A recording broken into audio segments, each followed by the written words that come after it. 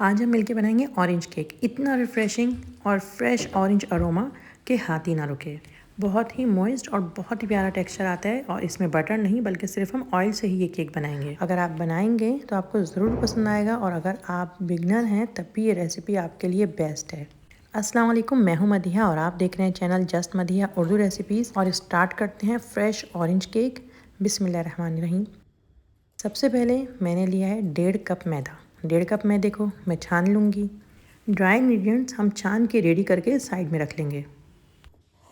अगर आप बिगनर हैं तो इस बात को ज़रूर नोट करें कि हर चीज़ बेकिंग करने से पहले रेडी रखें, अपने सामने रखें ताकि आपको ढूंढना नहीं पड़े। और ओवन को चला लिया करें ताकि ओवन प्री हीटेड हो हमारा। मैदा छानने के बाद मैं इसके अंदर 1 टीस्पून बेकिंग पाउडर ऐड कर रही हूँ। ड्राई इंग्रेडिएंट्स को रेडी करके साइड पे रख दिया है हमने। अब हम लेंगे यहाँ पे 1 कप चीनी।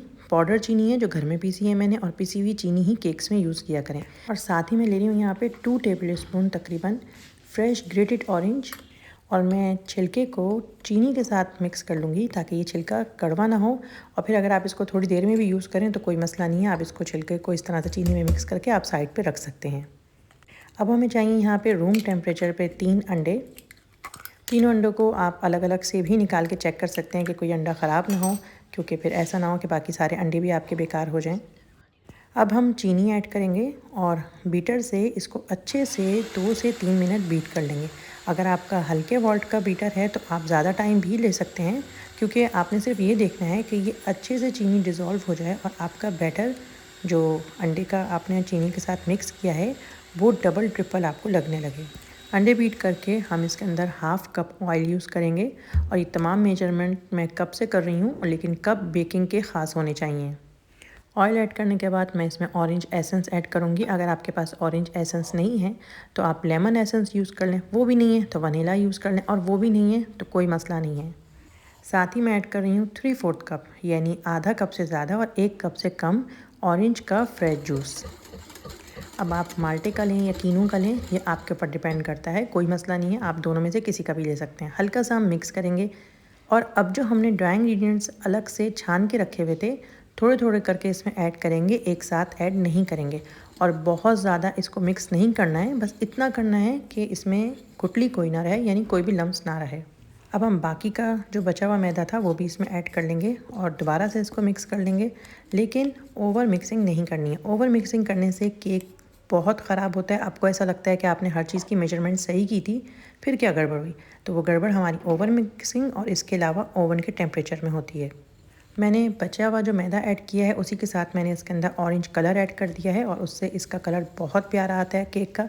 अगर आपके पास पाउडर फॉर्म में नहीं है कलर तो आप ड्रॉप्स में भी ऐड कर सकते हैं, मतलब लिक्विड कलर है तो आप वो भी इसमें ऐड कर सकते हैं। अब हम लेंगे बेकिंग ट्रे। बेकिंग ट्रे मैं पाउंड शेप की ले रही हूँ, लेकिन आप चाहें तो राउंड, स्क्वायर, जो आपका दिल करे आप वो बेकिंग ट्रे यूज़ कर सकते हैं। मैंने बेकिंग ट्रे पे एक बटर पेपर लगाया है, लेकिन अगर आप नहीं चाहते तो आप डायरेक्ट बेकिंग ट्रे को ग्रीस करके आप ऐड कर सकते हैं बैटर अपना, लेकिन बटर पेपर से केक बहुत इजीली बाहर निकल आता है। अब इसमें आप छुरी से या फिर चमचे की बैक साइड से किसी से भी इस तरह से आप कर लेंगे तो आपका जो केक है वो लेवल में ही बेक होगा। मतलब ऐसा नहीं होगा कि कहीं से ज़्यादा कहीं से कम हो जाए और ज़्यादा फूल के नहीं आएगा, मतलब एक बैलेंस में राइस होगा। और पाउंड केक में ये ज़रा खूबसूरत भी लग रहा होता है। मैंने प्री हीटेड ओवन में इसको 35 से 40 मिनट के लिए बेक किया है। बाकी आपके मोल्ड के साइज़ पर डिपेंड करता है। बेक करने के बाद फ़ौरन बेकिंग ट्रे से नहीं निकालना है। थोड़ी देर के लिए मोल्ड में या ट्रे में, बेकिंग ट्रे में केक को छोड़ दें। उसके बाद 5 मिनट बाद ही केक को उसमें से निकालिएगा।